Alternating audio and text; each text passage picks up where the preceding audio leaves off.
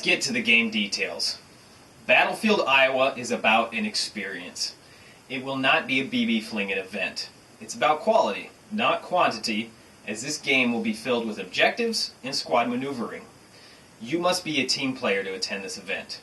No Lone Rangers need to apply because there's not a space for you. Battlefield Iowa is a continuous game from start to end with no breaks in between. Make sure your gear is ready for that. Bring plenty of snacks, water, and whatever else you'll need to last the duration of the game. This event will feature a concept of Game Masters. Game Masters are select individuals who have built this idea from the beginning and will coordinate, play the game, lead, and ref on the field. They are part of the game. You will give them respect and authority as you would give me. At no time may a Game Master use his authority as an advantage over another team. It is our best interest to enable players to have a great experience more than winning or losing. Now, don't be fooled, they will try their hardest to lead their team to victory. But in the end, it's about everyone going home and having an amazing day of airsoft. Battlefield Iowa has specific requirements you will need to attend this event. Please pay close attention to the following details. If you show up on game day without these requirements, you will not play. You have plenty of time to get what is needed, and these items will be reused for future games. Invest into these items. It will be worth it. First off, nobody under the age of 16 is allowed at this event. We will check IDs on every person during check-in. If you show up without an ID, you will not play. Period. Teams will be divided by tan and green uniforms. The only accepted camo patterns for this event are the following. Green team may wear any of the combination of Woodland BDU, Woodland Marpat, and or Olive Drab. Tan team may wear any combination of DCU, Desert Digital Marpat, and or Coyote Brown or Tan. That is it. You may mix and match patterns within your team's choices, meaning you can wear a Coyote Brown coat with DCU pants if you're on the tan team. These requirements are only for your uniform under your gear. Your uniform consists of pants and shirt. Your chest rig, plate carrier, or vest does not have to match. Your helmet does not have to match, but it cannot have a camo pattern cover of the other team on it. The approved camo patterns that have been selected were chosen to easily contrast between teams, and they are readily available and somewhat cheap to obtain. No other patterns will be allowed, so please don't ask. Ghillie suits must conform to your team's color. Tan-based ghillie suits for the tan team, and green-based ghillie suits for the green teams. Trust me, snipers, there's plenty of tan areas and green areas you will be able to hide. Battlefield Iowa will also feature magazine and ammo restrictions. Only low caps, standard caps, or mid caps will be allowed. No high caps. If it's got a winder or a pull string, it's not allowed. The only exception are light machine gun style weapons, aka support weapons. They may have a box mag setup. Support weapons, by nature, are belt-fed weapons, like the M249, the M60, the RPK, and MG42. For example, an M4 with a drum mag is not considered a support weapon and is not allowed to be set up this way for this event. All rifles must conform to the mag restriction rules. All player classes except support may have a maximum of 850 BBs loaded into mags for all their weapons on their person. Support class are allowed to carry a maximum of a full box mag. You may carry spare BBs on your person, but you cannot load mags on the field. Mags must be loaded at a respawn point or a main base. No exceptions. The next requirement for Battlefield Iowa is you are required to have an IFAK pouch on your person with 2 ace bandages, as discussed previously. You need to provide this. A red dead rag or cloth is required.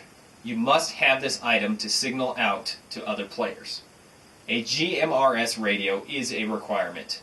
A standard Motorola or Cobra radio will do fine, but I recommend a Puxing radio for better communication. No Vox mics are allowed, meaning voice-activated microphones. They never work, don't bring them. Personal hydration is a requirement. All players must have a liter or more water on their person at all times. You need to provide enough water to last all day. Spare water can be stored at your main base. Dehydration is no joke. It can happen to anybody. I've personally seen a close friend go from fine to sick to throwing up to an IV stuck in his arm. He was very close to being hospitalized. It was not a good experience. I will not let that happen to anybody on my field. Bring plenty of water. Don't expect a 12-ounce bottle of water to hold you all day. Start drinking water days before this event. Your body will thank you. If you're familiar with the video game series Battlefield, you will easily understand the gameplay for Battlefield Iowa.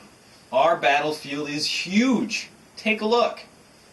This is our whole AO. Most of the boundaries are surrounded by a fence as marked on the map. All players will have access to updated maps with starting locations and flag locations before this event. There will be 2 main bases on opposite sides of the map.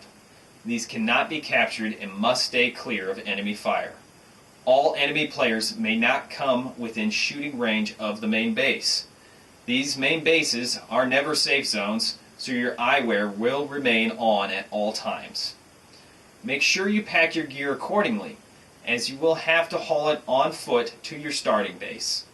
The parking lot is a long distance away from the starting bases, so do not expect to work out of your vehicle during the day. Pack a separate bag with snacks, extra water, spare ammo, green gas, and anything you'll need to keep you on the field. Throughout the field are flagpoles with 2 flags called control points. Each control point will have a flag for each team on a pulley system. In order to capture a control point, your team's flag must be raised to the very top of the pole. Once your team's flag's at the top of the pole, your team controls this point. Pretty simple. Whoever holds this control point at the end of the game wins the points to the flag. Each control point will have a set point value, and these points will be added up to determine who's the winning team at the end of the day. There will also be special missions worth additional points that will be revealed and explained the day of the event. Now, keep in mind, a control point can be taken from you if it's not properly defended. If a flag is lowered from the top of the pole, it is no longer under any team's control. A flag must be at the top of the pole to claim ownership of that control point. Fight to keep ownership of your control points. The control points that your team owns are also used for respawning. After you run out of medic bandages in your IFAK pouch, you may respawn on any control point that your team has ownership of. Once you reach that control point, you must wait 1 minute before returning to battle. During this time, be sure to remove your bandages and roll them up and place them back in your IFAK pouch. Also, reloading magazines must be done at a spawn point, never on the field. I will say this again to make it perfectly clear. Reloading mags must only be done at a spawn point, never on the field. You may carry spare BBs and speed loaders on your person, but you can only use them at your start base or a control point that is owned by your team. At any time, a control point can be contested. Now this is very tricky, so please pay close attention to what I'm about to explain. When an enemy team approaches to take a flag that is controlled by the opposite team, that team that already owns it may no longer use it as a respawn until the enemy is fully dispersed.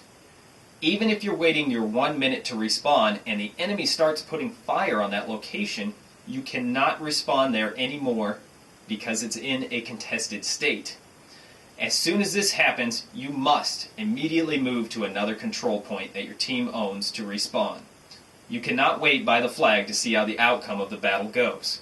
Basically, if you feel that you're in the way and BBs are flying past you while you're trying to wait in your respawn, you cannot respawn there and must go back to another control point to wait your 1 minute. When defending your team's control points, make sure to push your defensive line out far enough from the control point so it does not become contested. A general rule to keep in mind, if the enemy can shoot and hit anybody waiting at the flag, it is now in contested state and your team cannot respawn there. We have several special missions that will be revealed leading up to this event. They will turn the tide on who wins at the end of the day, I promise you that. I think everyone will really love what we're creating for your Battlefield Iowa experience. Last item I want to address are radios. It is crucial to have good, solid team communication in order to succeed in this game setup. We are playing on a large-scale field, and without proper communication, your team will not be able to effectively maneuver and outflank the enemy. Guys, when you come out for this event, you need to get involved and run as squads and stay in communication with your team at all times. From beginning to end, stay in contact. Keep your squad movements off the radio and down to hand signals and voice calls. When you're shot out, try your hardest to respawn and then hook back up with your squad. When in doubt, head to that location that you were at last. Stick together. Only Game Masters are allowed to use Channel 1. In the event of an emergency or a major safety concern, please use this channel to contact a Game Master. Otherwise, it is off limits. The green team main channel is number 2 GMRS. The tan team main channel is number 3 GMRS. Jamming comms is a no-go on the field, and if you're caught trying to disrupt communications on any of these channels, you will be escorted off the field. All channels and sub-channels that are not listed here are open to use by anybody. I mentioned before about Vox mics. These are a no-go on the field. All they do is jam up communication and cause frustration. Vox is a voice-activated setting to communicate instead of using a push-to-talk feature. Please check and make sure your radio or mic does not have this feature turned on before the event. If you're not sure, check your instruction manual or online for details. Also, please shut off your Roger beep after transmissions. Nothing is more annoying than hearing constant beeps in your headset. All radios have this setting, so shut yours off before you come out. Finally, learn how to lock your radio so that if you accidentally hit buttons when you're maneuvering, they do not transmit. I cannot stress how important good communication is. Come out prepared and ready to go. My name is Ty.